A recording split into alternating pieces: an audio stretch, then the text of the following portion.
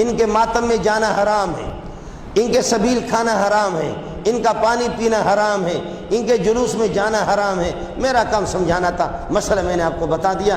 کسی بھی ایماندار مفتی سے، اس لیے کہ فتویٰ برائے فروخت بھی ہوتا ہے، ایماندار مفتی سے پتہ کرو گے مسئلہ اسی طریقہ پر ہے۔ ان کے ماتم میں جانا تماشا بند کر کے خود ان کو چھوڑ دو۔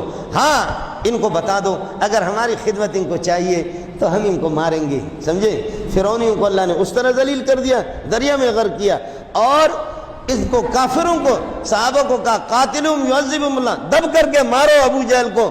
میں فرشتوں کو بھی کہہ رہا ہوں، فرشتے بھی مار رہے۔ بخاری شریف کہتا ہے کہ فرشتے آ گئے، شہود الملائکۃ بدرن، بدر میں فرشتے آ گئے۔ اور تیسری ایک مخلوق ہے،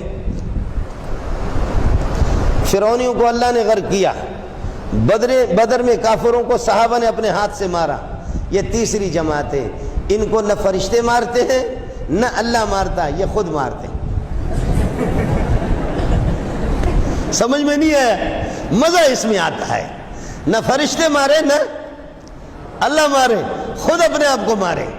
اس قسم کا بے وقوف کائنات میں کسی کو بھی نہیں دیکھا ہے، اور یہ بالکل اس قسم کا ماتم حرام ہے۔ اللہ سب کی حفاظت فرمائے۔